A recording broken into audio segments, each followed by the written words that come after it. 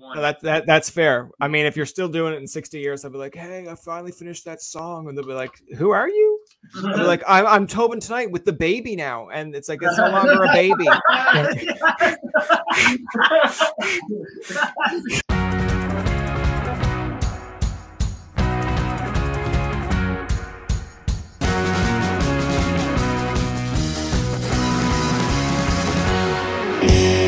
Guys, welcome to the podcast, Tobin Tonight. I'm here with Group Project. I wanted to make them feel a little bit at home on this episode because I know they were from Montreal. So I found this. Ooh. This nice. Yeah. 4, 10, and 1. Let's go. Yeah. I found it and I was like, you know, they're from Montreal. Let's make them feel welcome. I know they're in Montreal. Clearly, they're having themselves a feed of Domino's pizza. I'm totally okay with that. I told them that I was going to take a pizza myself, but I was like, you know what? This is all I got, but I will eat later. Guys, welcome to the podcast. I want to really ask you first to start off is, did you leave your shoes? Are they away? They're not close by, right? No, actually, that's disgusting. No shoes. Yeah. Alex just taking perfect. You left them in the doorway. You left them in the doorway. That's good. So the first big question I want to ask you is, how did the idea of Group Project come to be the idea, like the name of it? Because again, I think it all started when some guy named Dave seen you three little fuckers in a classroom and said, put them in together because they're just being chaotic. And then you're like, yeah, you guys can put us in a group project. Awesome. That's the name. That's exactly what happened. What's the getter? What's that? Put them in the getter? Oh, like put them together. I'm a Newfoundlander. That's my accent coming by. I understand. Holy moly. Yeah. No, basically the name was all me. I came up with it, and that's it. And that's why it sucks. No, honestly, Jeremy called me one day. At least this is my story of it. And he was like, yeah, I just came up with a sick name, Group Project. Or he said, what do you think of it? And honestly, at first, I didn't like it. Yeah. But his rationale was that the domain name didn't exist. Nobody else had used it. You look up groupproject.com, nada. So also, it worked out. Everything we were doing everything very collaboratively and very together. True. And a lot of people. 3 guys working towards the same thing. Yeah. Not all of us putting in the same amount of effort. So just like in school, group projects. So. Yeah. And we were all in school and college at the time. Yeah. And it's hilarious, like how much you hear a group project in school. Your teacher's like, oh, we're gonna have a group project. Then yeah. Obviously, that's I always think of the band now. Yeah. True. And it grew on me a lot. I think it grew on us a lot. Like at first, Jeremy calls me too. I'm like, I fucking hate it. But then, like, the more I think about it, the more it makes sense. So we're still called Group Project today. And I like how you tied in the group project to like the album where you said it was like full-time students, because like people are like, they can relate to that, where it's like, oh yeah, like I remember being a full-time student doing group projects. But I feel like there's people who probably didn't look at the music side and they're like, oh, like this is like a TED talk. I'm really interested. And like, okay, when are they going to talk? Why do they keep singing? Well, Full-Time Student was actually our first album, our first EP. Yeah. And then when we met our manager, we took some stuff down to redo them and find our sound. And so it ended up being re-released after a few of our other songs, but that was the first album. Yeah, and it was part of the whole branding, you know, like Group Project, Full-Time Student. It still is very much so. Alex came up with the logo. Mm-hmm. Yeah, okay. Same kind of thing, right? The 3 little stick men. When I was in class. I feel like not to like make overly fun of you, but I'm like, I feel like that took a lot of effort. I feel like you sat there one day, they're like, we got the name. Now can you do a design? You're like, all right, guys. Not there. I tried making a whole bunch of logos, like different stuff. They're terrible. Alex is like, they're all awful, and he goes, stick man. I'm like, that's stupid. Here we are. I think I drew like maybe like 5 little things on literally like a loose leaf, and I was like, that one's the coolest one, because it's very like, it's like the 3 stickman together. It's like a unit, you know. We're 3 in the band, but it shows like group project, brotherhood almost, or sisterhood, or whatever you want to call it. Got their hands up like that, so it's like champions of the world. Yeah. It means a lot with a little. It was like 3 guys on stage at the end of the show.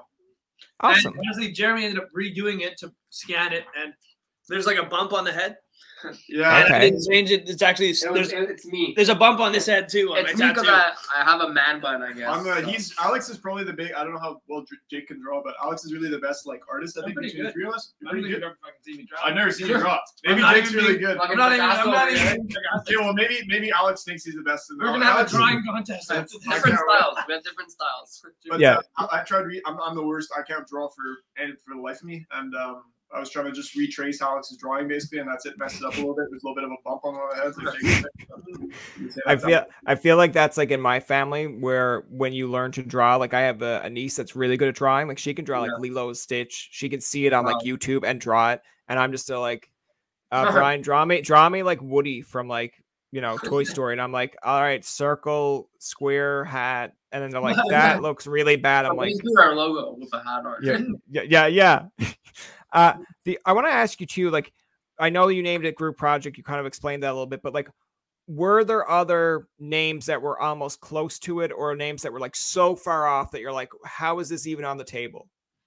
Well, I remember at the beginning when I first like started working with Jeremy here, he was calling himself Harbs or Harbeck or whatever. I'm like, there's no chance. Well, that's the band's being called Harbeck. It's like, dude, we sound like a construction company. Well, no, because that was like my DJ name was like DJ Harbs. Because my last name was Harbeck, so that was like all my buddies in high school used to call me Harbs. So then DJ Harbs. I said I was working with Jake on music at first before Alex came and joined the project, and we were called it was like Harbeck feat Jacob Brown or DJ Harbs feat Jacob Brown. Yeah, like featuring, and then Alex came for one of our songs. Like we were just putting these on SoundCloud. We had 2 songs on SoundCloud, and Jared was like, yeah, I have my buddy from IGA, the local grocery store, that's going to come. You want to jam. And then when we were putting out the song, we're like, we can't put it out. That's how you first put it. You're like, we can't put it out like Harbs featuring Jacob Brown, featuring Alex on guitar. Yeah. So there was no other options besides Group Project. Like, for me at least. Jeremy just said Group Project, and I was like, sure. Yeah, and it's that at that point that we knew that we were going to be called Group Project. Yes. At that point, there you go, full circle. I like that. Just imagine if you kept down that train where it was like each one of you, and it's like featuring. It's like, guys, it's been like 4 years. Just come up with a name. It's like, yeah, but we feature like different people all the time. It's like, yeah, but there are 6 features on this. It's like, all right, well, featuring 6 people. How's that sound? Now you're not giving them any credit. Originally, too, we were working with like some different people and stuff, and we were kind of learning, like getting into making songs. And that's when it really was like a group project. Like we wanted to have this big collab, but I think as time progressed, we decided realized, that like, we're the 3 best people in the world that do what we do. Nobody else. We're the worst. That's how I feel about this podcast. I am the best podcaster in Newfoundland, and then some that actually you're not. Are you actually in Newfoundland right now? I am in Newfoundland. Yes. Oh, that's freaking awesome. That's cool. I've never been to Newfoundland. I want to go so bad, though. I feel like I saying that, and then like there's a production team just saying in the back room, and then they just like storm in. They're like, no, stop lying to them. It's like, and then it's a green room. Yeah. It's like all of a sudden, like I fall, and then this whole background that you see just like turns into a green screen, and then you see like a Toronto Maple Leafs rink behind me, and you're like, you liar. Did you see the Broadway show Come From Away? I haven't seen it just because I feel like as a Newfoundlander, like I feel like I lived it, and I feel like that's a little bit like people like people are like I wasn't a part of it, but I just feel as a Newfoundlander, like when the whole 9/11 happened, I was only like 10 when it happened, but like I get the whole story because in the moment, the days after, you were hearing the stories down here of us taking people in from Gander. Years later, they come back because they like Newfoundland, and I'm like, I get it. This has been our whole life anyway, where people come and they don't want to leave. So I'm like, this isn't news to me, but everyone else is like, how egotistical and arrogant of you to say that. I'm like, dude, I live here. I know what our culture is. It was a good play, though. Oh, absolutely. It's the only thing I know about Newfoundland. Just kidding. No, well, if it was, that's a good start because it's better than someone just being like, hey, you guys have like Screech and you kiss cods and stuff. I'm like, that is only to become a Newfoundlander. We get you to do a ritual. Like, relax. Like, we're not out here every day. Like, did you kiss your cod before you left to go to work today? I'm like, do you mean my wife? And they're like, what? Like, relax. But yeah, no, I enjoy being from Newfoundland. It has its pros and cons. Like, obviously, when I mentioned that question about together, and then It was like, what is he saying? That can sometimes get confusing with people, the whole language barrier. But I enjoy it. I ask people a lot of times, what are you at? And they'll be like, what do you mean? I'm like, it just basically means what's up. I love that. So use that at the next show. Just pretend, be like, boys, what are you at? And they'll be like, are these guys Newfoundlanders? And it's like, he's like, no, but we talked to a Newfoundlander, so we kind of feel like we are ones. Like, hello, we welcome to the have a group project. Me too. What do you mean? I will use that if I am in Newfoundland. We are. Yeah, exactly. You'd be warmly welcomed if you open a show and went, what are you at? They'd be like, they understand us. One of us. We will do it. We will. And the fact that you said you said Newfoundland. I'm like, what are you at? It doesn't mean that at all. It means like fuck all Newfies kind of thing. Oh yeah, I set you up big time. You'll go to a show and be like, man, he told me to say what are you at, and we got booed. But I like that you also said it Newfoundland correctly, because I know we do like advertisements with I know down here anyway, when they show NTV, which is like Newfoundland TV, it's like just anything Newfoundland based. And they'll show like Jeopardy. And I think there was a guy that was winning a lot in Jeopardy. And one of the questions was, name the furthest like place east in Canada. And he's like, oh yeah, Newfoundland. I'm like, do not click that buzzer to give that a right answer. I'm like, it's Newfoundland. And then like, bing, bing, bing, correct. I'm like, oh, right. But other times when they pronounce miss wrong, you were like, you didn't say misses. I'm like, but oh, it's okay to call us Newfoundland. No marks. No marks for him. It's very important to pronounce it correctly. I want to ask you guys too, because again, with the new song that you have out called Alma Mater, I know that one of your posts on Instagram was talking about like telling or asking people what their alma mater is. So I wore this. This is mine. It's Carleton University in Ottawa. Very well. There we go. Very familiar. Shout out to Carleton. I want to ask you guys, in writing that song, what was your process? Why alma mater? Was it something that you were like, I'm happy to be a part of an alma mater, or was it just more or less like it goes together? It just rhymed with water. Literally. the main reason. No, but it was like I know we spoke of it before going live. I don't know if it was mentioned, but we like to keep our lyrics very descriptive. And I think when I'd written that verse and I was like, took you hours, head down by the water. And then like when I thought of alma mater, I don't know how it came up, but it just did. And I'm like, oh shit, that's sick. And whenever there's something that sticks out to us in a song, I find that's what we'll try calling it. Yeah. And then when I brought it to the guys, and come on, you guys gotta help me play this. I think it's good. It's sick. We can play it all together. And then we're just jamming, and I think Jared was like humming the da, da, da, da, da, da. And then we just got the that's and then exactly. And me and Alex at the beginning, like we didn't. Alma mater is not really a Canadian term. I don't know. I think you would agree, kind of thing. Yeah. Me and Alex didn't know what it meant right away at the beginning, and Alex still has a hard time pronouncing it. But Alma mater. I did. Alma mater. But he kept saying alma mater, but at the beginning we kind of were trying to figure like every time Jake goes, oh yeah, we're gonna work on alma gobler, like we didn't know what it was called. So. I didn't know what it referred to, and I'd heard it. We don't use it in Canada as much, but in the States I find I'm pretty sure they always use it. It's like, this is my alma mater. Yeah. Sure. It's like, I'm pretty sure. See, Alex, that was them secretly trying to get you out of the group. They were like, if he can't say this word, he'll probably just quit. It almost happened. It almost happened. You went in with an ultimatum one day, and you're like, guys, change the name of the song or I'm quitting. They're like, oh my God, that would be the worst thing ever. And then when you leave, they're like so yes. basically that's what happened. Yeah. Once they gave me a second chance. And he's still in the wrong. No. He's on. I mean, if it works, it works. I mean, I have a hard time with like even trying to get that out that time. I was like, man, I'm probably gonna butcher it, and they're gonna pick up on it. But like, I mean, if I said it 10 times fast, someone would be like, did you just say alma matters? And I'd be like, oh no, don't start this again. It's like, we have this Black Lives Matters, White Lives Matters, blah blah. I'd be like, well, alma matters too, and they'll be like, oh God. But I don't know if you noticed in some of the captions, we put alma mater with me, alma mater with you. Oh yeah, Just for fun. I feel like when I watch a hockey game, there are people that really hate me because when I think it's like Oli Mata touches the puck, I'll be like, if it only mattered, and they'll be like, get out. You're that guy. Or when I was younger, because I think he's retired now, but it was like Johnny Oduya, and every time like the announcer would be like, Johnny Oduya with the puck, I'm like, or Johnny O'Don'tcha, and then they're just like, go away. I'm just like, all right, Geez, tough room. Tough Funny crowd, guy, tough crowd. funny guy, Tobin. There you go. I want to ask you guys too, like coming up with some of the music, because I know we were talking a little bit of Alma Mater there, and Pretty House was another one I really liked. We kind of discussed it prior to coming live, but just to kind of recap it here, like tell me a little bit more about the Pretty House, like how that all came to be, because I had told you that sometimes when I listen to those lyrics, I'm just like, I don't get it. What happened? Why did they come up with it this way? But again, after you listen to the whole song, you're like, all right, I like it. Like there's obviously in certain songs, like I listen to Britney Spears' "Hit Me Baby One More Time" and I like it, but I'm a little bit confused when it's like "Hit Me Baby One More Time." Like what does that mean, Brittany?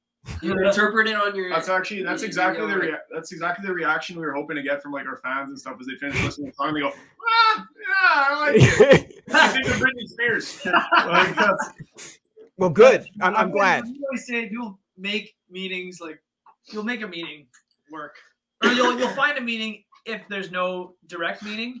But that one, I think it has one. It's very hidden. But I think I started that one with the verse, and I came home one day and my mom was literally cleaning out the doorway, and she was having people over, her friends that I've known forever. So I went downstairs, picked up a guitar like I usually do, and I'll just jam or try writing something, and that's how I started the song. And then I tried to make sense of it. And really it's about like the first verse is you're just alone, you're looking for love, you can't find love, but at the end of the day you know that what makes a pretty house a home? Somebody to love. You know, and then the second verse kind of talks about what happens if you never do find that lover. You end up focusing on your job, your work, you focus on money, you drink, like turn your water into wine, dollars to dollars. Yeah, there's a bit of a dark side to it. It's a bit dark. If you listen to the lyrics of the second verse especially, it's like, yeah. I was writing up the lyrics for when we submitted it to our streaming platforms and stuff, and I was like, fuck, it's actually pretty dark, Jake. Are you good, man? But anyways, what's interesting about Pretty House is it's the first song that we made all together after like quarantine here stopped, and it was like, and we just had this new studio that we're in right now, basically renovated in Jeremy's basement. So that's why it's special to me, you know. Pretty House, it's cool. It was tough to come together with it too, because to make it like, because we had been so long since we were together, we actually had a big break. We couldn't work on music with COVID. Yeah, we're all working like individually and stuff. So yeah, but it felt good to finally be all together for that one. Yeah, but it took us a while to kind of get the momentum, like, and drive ourselves forward. Yeah. It's crazy. Yeah, but it taught us a new way of kind of going about a song. It was cool. Yeah. I like though, like, so in my aspect, because I will explain this, so like how I kind of stumbled across the song was like, you know, back in the day you had like say Much Music, and that's where you've seen videos. You'd go on LimeWire, give your computer a disease that did not deserve. Sorry, computer, but like you're gonna use it forever. Yeah. You'd still be like it would be like your family computer, be like, you have 6 viruses. It's like, what happened here? Like, all I did was download a Backstreet Boys song. I don't understand. And then your brother was like, that's the virus. You're the virus. And I'm like, sorry. But like with Spotify now and Instagram, like you see sponsored ads. Like I know friends from here that do music, and you'll somewhere across theirs. And I think that's cool. Yeah. But it just, in a way, I think it's kind of neat because now you don't know if the act is from like the United States, Canada, UK, because it's just scrolling. And I would be honest with you guys, when I first heard Pretty House, I was just kind of like, man, this is a really good song. I'm like, these people are going to be like super hard to get on this podcast because they're probably going to be from the States. They're probably going to be big in their hometown. And when I was like, oh, they're Canadian. Awesome. Great. And then when, and then when it was like the message, when you actually have a message feature on your Instagram, I was like, that's great. And you had a contact, and I was like, cool. So it's easy to contact. But like when I first, I think contacted you and someone responded pretty quickly, I was like, oh, good. Like they actually give a shit about their fans. And number 2, that's good because you're actually engaging with someone. Because I find with PR, and I know I'm kind of in the PR realm, but like, man, sometimes they're just like, yeah, he's totally busy. He's not doing it. Like, dude, I just seen him on Instagram asking, hey, if you guys are free, chat me up. And then it's like, and then you know, the PR is going back to that person like, why are you doing this? Now I'm getting a lot of emails, and it's like, absolutely, I'll do those interviews. Like, I'm your PR. I will decide what interviews you do. I'm just like, just let them do the interview. God. Yeah. For us, it's cool to do something like this, though. We don't really care how much followers you have or whatever. For us, it's just fun to talk to someone who's interested, you know?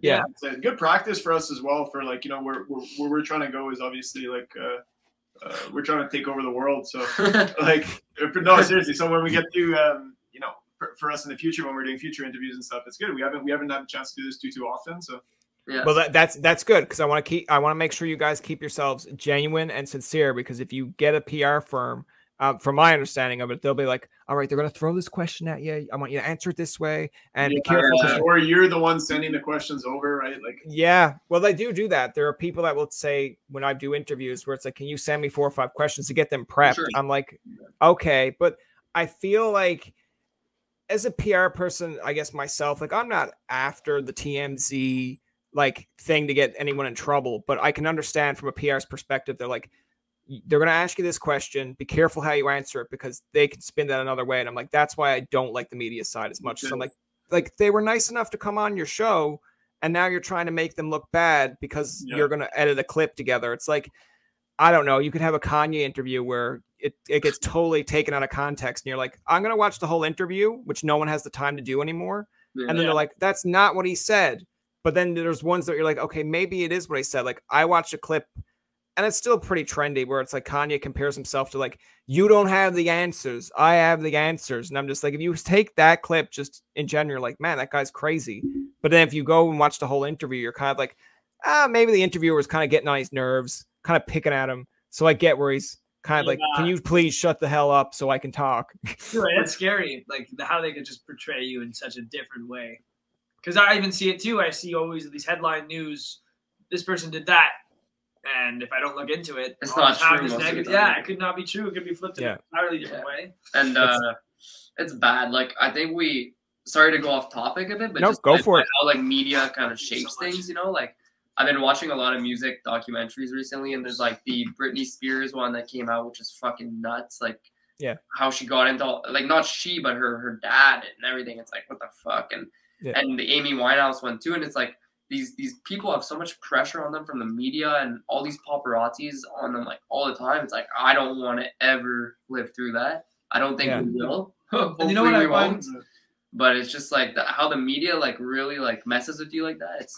It's crazy. It's crazy. And it's cool that we're kind of separate from the entity of Group Project. Like it's Jacob, Jeremy. We're not a solo act. We collectively are Group Project, but if I'm out on my own, like I don't feel like Group Project. I'm just Jacob, and it's cool to keep that separate in a way. So we're not as liable to that kind of stuff. Yeah, I feel like, and I like your example there, Alex, because it's like the one that I was going to bring up there is with Justin Bieber for me. Like I remember when I was younger, like I just hated the guy's guts just because I felt like right? Yeah, like I just felt like he was everyone was like, "Oh fuck this guy." You're just jealous. You're like, he's so talented, and his music, even if you listen to the early shit, it's good. Yeah, it was just he came around it. No, he came. It's good music. It's good music. There's just everyone was like, "Oh, it's shit," but why is it shit? Just because everyone else said it's shit. He came across. I feel bad for him, man, because he's so talented. To me, he came across when he was younger. It was just like this. Kind of cocky, arrogant. Like I remember watching. I'm a big fan of Conan O'Brien, and like Conan had him on, and like they dropped a whole bunch of like mini eggs, and then like the crowd was laughing, and like I guess as like an entertainer, I'm like, just take it. It's just a moment of fun. But like he took it like so personally that people were laughing that he like really started chucking the eggs at like the crowd, and I was like, damn, like what are you so mad about? But like. You forget that they grow up in the media and they're like 15 or 16 and like everything they do is scrutinized. Yeah, it's so bad. It's bad. Yeah. And like, I feel like there's one recent clip that I'm not like a big Bieber fan, but like there comes a point in time where you're like, you look at a line and say, okay, whose side are you on here? Because there was one that TMZ said, I guess they were trying to make him look bad, but there was fans outside his house. And he literally came out and said to the fan, like right front and center, because she wanted to hug. And he's like, listen, this is my house. Like, I'm asking you, please leave. And they were just screaming in his ear. And then he kind of just gave her like a shove, like, okay, I tried my best. You're not listening. Like, I'm mad. And then TMZ made it look like Justin Bieber's a total douche. I'm like, no, he's not. Like, he asked you nicely to leave his property and you didn't. And you showed up unexpectedly. Like, I would be pissed too. Yeah. Like, it's the one that they show of my favorite. Like, it's like Tobey Maguire's one where like the guy's like right up, the paparazzi is right up in it. And he's like, can you fucking move? It's like, I cannot see. And then they make him look bad. I'm like, no, you're the asshole. He has to drive. Yeah, it's true.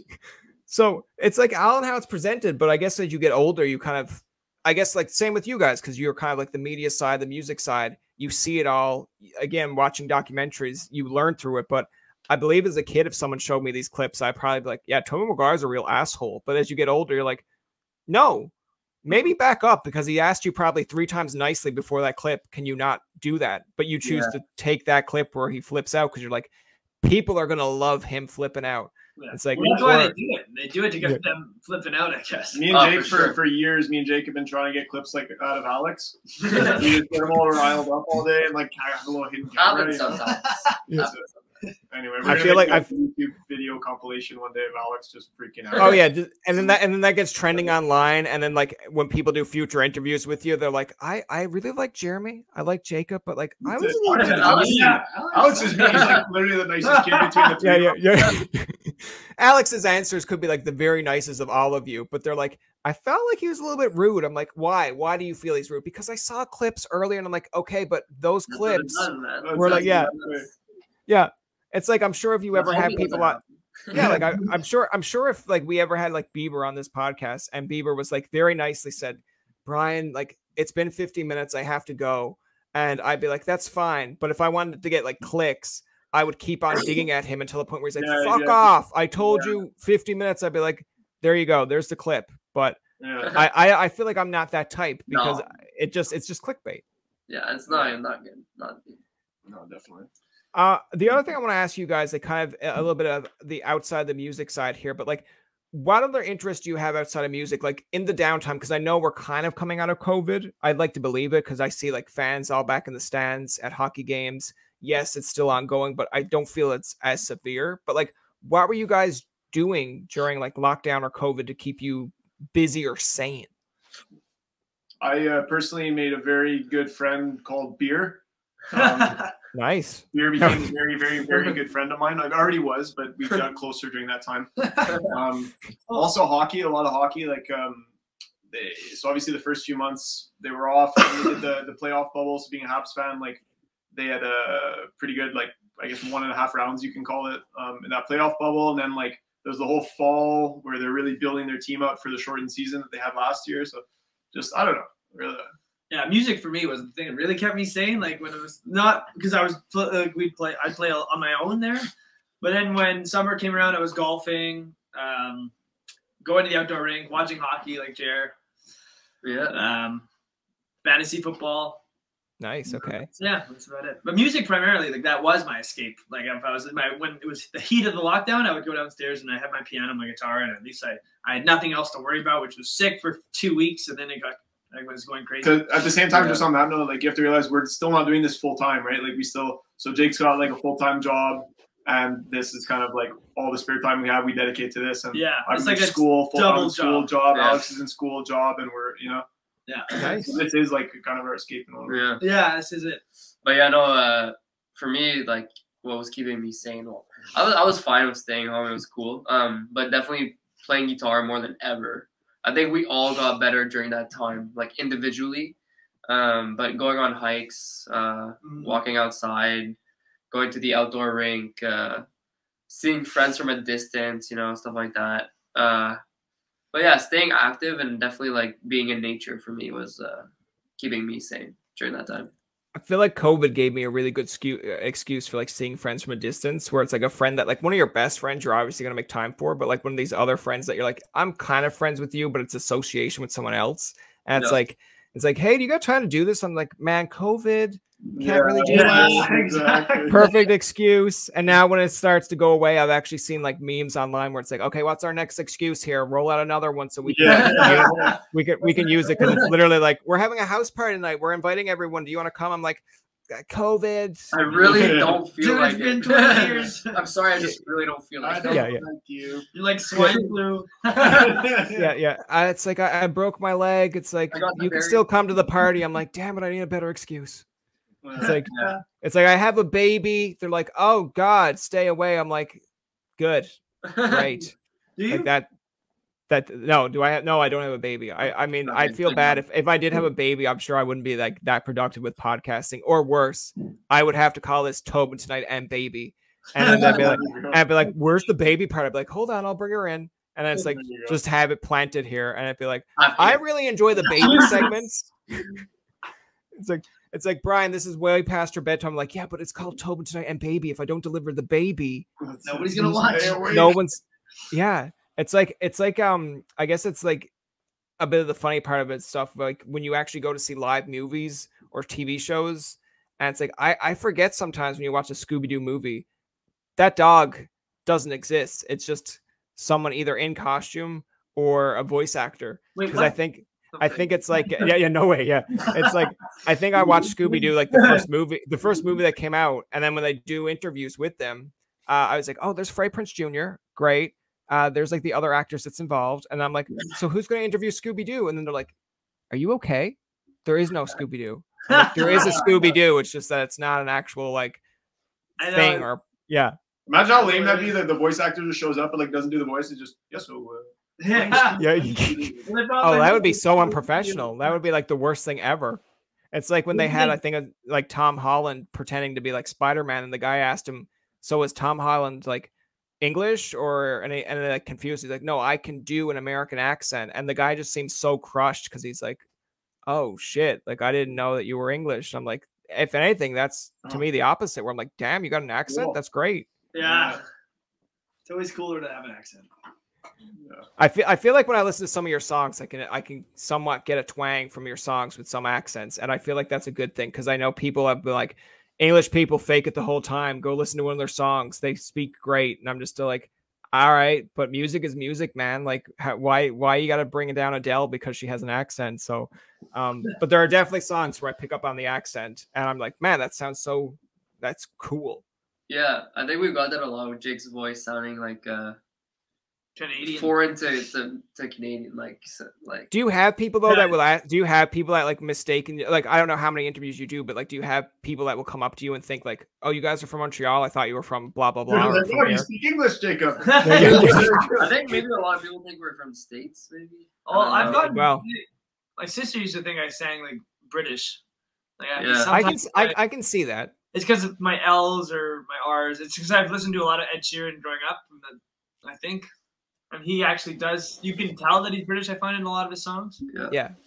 But it's also the popular, like, just I don't know. I feel like that's a very popularized way of like singing in pop or a lot of popular music. Just being like that. You pronounce something like I don't know what the example would be, but just pronouncing it in like clean Canadian English would just sound. You're like, yeah. Like, well, I'll give you the like the tag in here. But it's like when I listen to Wonderwall or when I'm a kid, I'm singing it. Wonderwall. No, and like for the "you're" there, they're going, "You're my Wonderwall." So it's yeah, like, it's not "You're my Wonderwall." Yeah, that sounds lame.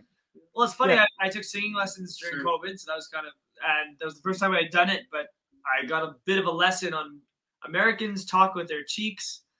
French people like through their nose, like it's actually fact, and so do Quebecers. Like the French Quebec they talk with their cheeks, so it's easier to sing if your accent is from your cheeks. Apparently. Oh wow, okay.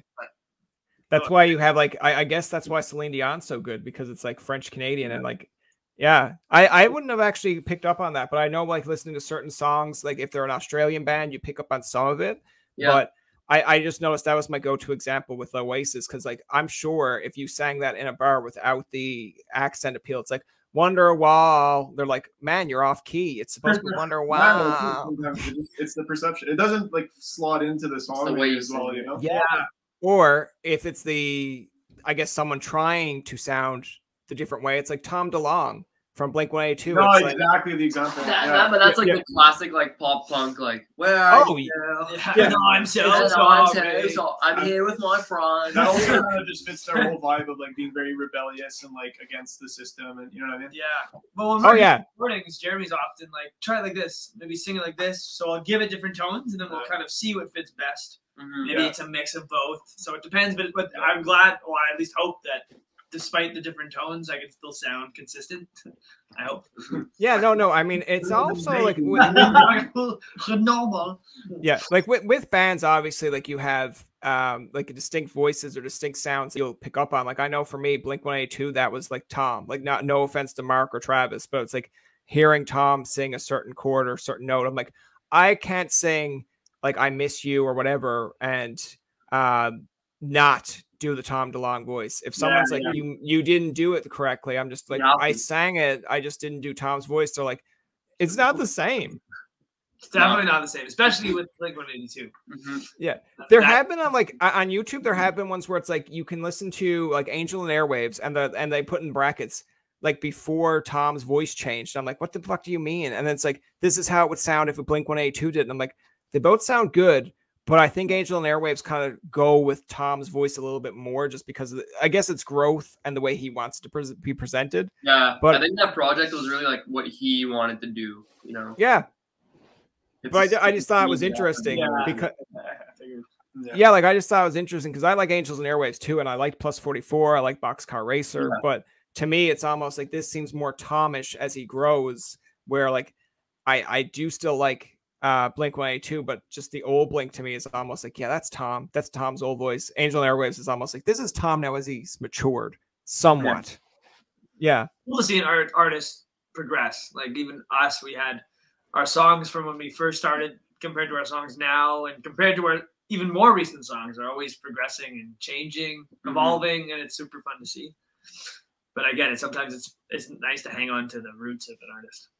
Yeah, absolutely. It's nice to see where they kind of started and their progression. Because I know we kind of discussed a little bit of like the Ed Sheeran appeal, but like I think I first got into Ed Sheeran when I was in university, and I think it was like the A-Team, and I was like, I'm okay with it. It's okay. But like I noticed like now he's a little bit more pop than why he was like folk. But I'm like, it's still Ed Sheeran as long as he's singing his style, what way he wants to do it. Like I will be the first to say, and I probably said on many interviews, that I was not a big fan of Taylor Swift, when it was like first coming out, because I was like, man, why does she hate every guy ever? But like when I go back and listen to some of her like recent stuff that she's redone, I'm like, I did not know how important you were to my upbringing, Taylor. It's like, I did not like your song, but now I kind of like it. Yeah. Yeah, I did not like the songs, but I know every word somehow. She's an amazing songwriter. Yeah. She's really good. Yeah. I thought Alex was just meant to be like, I met her, we actually wrote a song, and be like, hold the pizza, Alex. Tell me more. To kind of clue this up a little bit, because I don't want to keep you too long. Do you want to have a bit of like the fun aspect of this podcast? Let's do it. Down. All right. That's basically telling me that everything else before this was not fun. No, we love that. Yeah. You said it first. Yeah, that's true. It's on me. I want to ask you first, like, what is your goal for 2022, and where do you see this going long term? I know that's a little bit of a loaded question, but I feel like a lot of people would be like, well, I just hope we continue to do more music and more like release a CD. But I'm like, I want an interesting answer from you guys. World domination. We're going to take over the world. I would say we like to dream in steps, and I find that a good way of going about it. I would say by next fall, we like our numbers to be substantially higher in terms of streams, followers, and just overall reach, and hopefully get to do like some festivals this summer. Shows, if we could do like at least one festival this summer, I think things are looking good. And shows, then we'll be happy. And like from a less like analytical like business perspective, I think we just want more people to hear our stuff, and we want to grow our fan base. We want to like keep connecting with people, and we just want to put out songs next year. We feel we have a few already, and we're working on more, but we really feel we have a few that like people are going to really connect with, and people are going to think are special. The people that do already follow us, and hopefully they'll help us reach new people that will find us and hopefully like us. Yeah. And for me, it's like I find music is a very hard industry to make it in. Like we've been doing this for like 5 years now, and we've come a long way. We have, but like we're still working, still in school, so we can't do this like full time as a job really. So for me, like a big goal for next year would be to like financially be stable just from music, or at least a good amount of my finances coming from music. definitely landing some radio plays, getting some more interviews on like news stations, and growing our fan base, and playing more shows. Getting a feature with like a really awesome artist on one of our songs would be an awesome goal for next year. Well, I mean, give me 60 years and I'll continue working on that song that I was doing. You don't have 60 years, Tobin. You have like one. No, that's fair. I mean, if you're still doing it in 60 years, I'll be like, hey, I finally finished that song, and they'll be like, who are you? I'll be like, I'm Tobin tonight with the baby now, and it's like it's no longer a baby. Tobin tonight beat the baby. Don't call it the baby. The guy that's like 40. Your baby's like 40. Yeah, it'd be like, dude, you can change your branding. I'd be like, no, people have come to like the baby, and then they expect me to bring it. I thought you meant the baby, the rapper. Yeah. Oh, yeah. Oh, that'd be cool too. But I would love it if like. That's what he meant. You gotta give me something before the baby. I know, but I thought immediately like the baby. Just on like Jake, to build on what Jake was saying, like of the like dreaming and steps and stuff. I think like our big step dream next year is get ourselves to the point, just like listener wise, fans wise, audience wise, where the following year we'll really be able to go and do like our first big tour. Yeah. And like Jeremy, I was gonna go back to what you said, is like that's what ultimately it's so that our music is heard, because I like to think we write some good songs with meaning, and I find that's lacking in a lot of, not to diss any other artists. We're better than everyone else. But we want to contribute to the industry with some meaningful songs, and that's important to us, and I hope that those songs get heard to inspire people or make people feel something, whatever that something might be. Yeah. Whether it's happiness, depression, something. I know when I listen to like an Eminem song, there's times that I'm like revved up, ready to check someone in ball hockey. They're like, "You're gonna get kicked out immediately." I'm like, "It's worth it." There's other times I will turn on like there's other times I'll turn on an Eminem song and I'm like, I can't relate to it, but then I make up a scenario where I feel like I should, where it's almost like. It's like I'm cleaning out my closet. I'm like, Eminem, my closet's pretty clean. No one's really done me dirty. And then I'll like, but imagine if someone did, you'd be like, oh, that Catherine. And it's like, who's Catherine? I'd be like, I don't know. As a kid, like I listened to a lot of Eminem as a kid. And like it did some of those songs that like it hypes you up, and like makes you. I was kind of like, yeah, I've got all these problems. Yeah. Wow, my life is so messed up. I'm just like Eminem. I was like, I'm just like Eminem. It's like, I've done that before when I was like in grade 5, going to a basketball game, listening to like I was either like Just Lose It or whatever, and I'm just still like, okay, or like Live for the Moment, or like Sing for the Moment, and it's like, Brian, it's literally grade 5 basketball. I'm like, you don't know. He's brought the hockey stick, just bird feeding across you, checking guys in the face. Like, like 20. Without Me was my pump up song. Without Me, what is it? With That Me, on the game, I blasted it. Even for the team, I was like, "You guys gotta listen to this song. This just gets me going." My go-to. I'll let Alex give one too, but my go-to like right now is, I think it's like, and I've seen it in commercials. I think it's like, I don't know the song of it, but it's like Jay-Z. They used it in a FIFA commercial. I think it might be Animal or something that's called, but like it's just got like really good bars to begin with. Yeah. And I'm just like, man, how can you listen to this and not be amped up to like want to take on the world? That's it. That's how bars make me feel too. Yeah. Yeah. Like, wait, bars as in like club bars, or do you mean like rapper bars? No, I meant club bars. I didn't even. Okay, perfect. Yeah, perfect. Alex, why would yours like pump up song be? Like, I guess like, when they were telling you about Alma Mater and they weren't including you, what got you so angry that you're like, fuck these guys? Probably Adele's new song, Easy on Me. Oh, really? No. I don't know, man. I don't know. I don't really have a pump up song. I like rap too, like old school rap. So maybe something like that. Okay. The Black Eyed Peas one we listened to before. Yeah, Pump It Louder. That's a good one. TNT by AC/DC. That's a good one. Yeah. I listen to AC/DC in the morning sometimes. Just gets me going. Yeah. I wouldn't listen, Alex. If you did have to say Adele's one, I wouldn't judge you, because it's all in the preference of how you. Yeah, it's all in the preference. I would love it going into like a hockey locker room, and like when every guy gets to choose a song. Yeah, and it's like win or like, lose. Listen, you gotta keep your game away from the emotion and focus on the game plan. So it's just you just let it all out. I could just see like Alex doing a big pump up speech. It was like, we're gonna come back from this game, we're gonna cream them, and this is the song I chose. Take me, and then they're like, what the fuck? I don't listen to Baldi's before you go. That pumps me up too. Funny enough. Really? Yeah, before you go. It's like fuck. Oh yeah. Not allowed in your car. Jake drives. He takes his pants off, ties them around his head, and sticks his head out the sunroof. Sure. Whatever floats your boat. Yeah, I really yeah. like the song Miss Jackson too. Miss Jackson. Okay. That pumps me up. Yeah. That's good. I like those. Those are good examples. I was There's gonna say too many songs, man. Just like I love so everything. many. I love everything. Can't choose just one. no. That's fair. I feel like this. On the spot to be like when someone's like, "Yo, what's your favorite song?" or "What's your pump up song?" or whatever. I'm like, What's your favorite color? What's your name? What day is it? no, for music especially, it's just like there's too much stuff out there. There's, I feel like you go through your Spotify and you're like, oh, I forgot I knew this band. I forgot about this band, whatever. yeah, like I feel like it's like when people are like, what's your like I know it's loaded, but it's like what's your favorite like actor, musician, or like you know, and or like what's your inspiration or who was your inspiration? Like there's always going to be more than one. Yeah. But Sure. to me, it's almost like I have a go-to, but over years it develops. So I know when I was younger, I was probably like, I really like the Backstreet Boys. And then when I got older, I'm like, I really like Ed Sheeran. I really like All Time Low.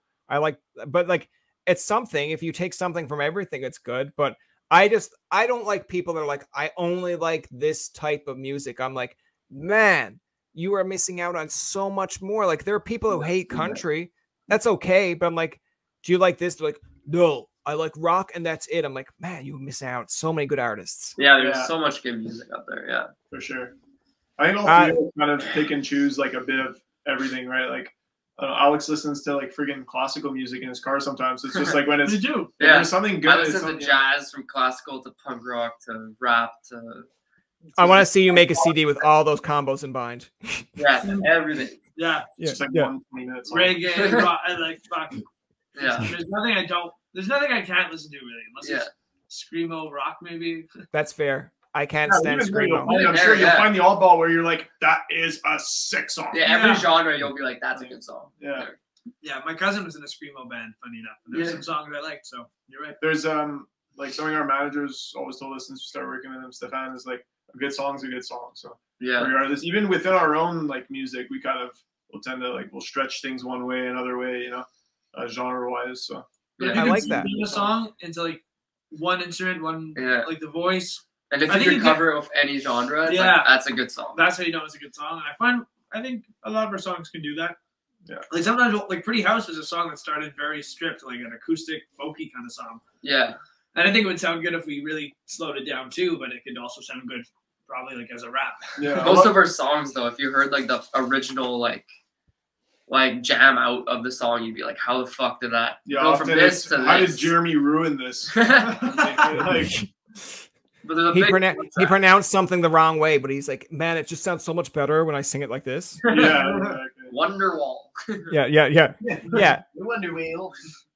Yeah, I like though there's other songs I feel like when you listen to them, like going off that a little bit, where it's like you think it should be pronounced the other way around and it's not, but then you get entrenched with that. Like I know listening to say like Australian bands, or sometimes you're just still like, I don't like how you sing that, and then you're just like, but now I've grown accustomed to you singing it that way that I can't imagine someone doing a cover and it's not sung that way. Like again, going back to like I guess the Oasis reference, it's like if someone's like perfect voice, like just say Adele covered it, not saying that she would, and she doesn't do that, I'd be like, oh, Adele, 9 out of 10. She's like, where did I lose the 1 mark? I'm like, you didn't do Wonderwall. She'd just be like, I don't care what you think. I'm like, good, just go release more music. Do you? Yeah. That's going to do it for this episode of Tobin Tonight. Our thanks to Group Project for coming on to the show. Remember, you can find past, present, and future episodes on TobinTonight.com, Spotify, and iTunes. Follow us on Twitter, like us on Facebook, and leave a comment or two. For Tobin and myself, this is Jacob saying, thanks for listening, and good night.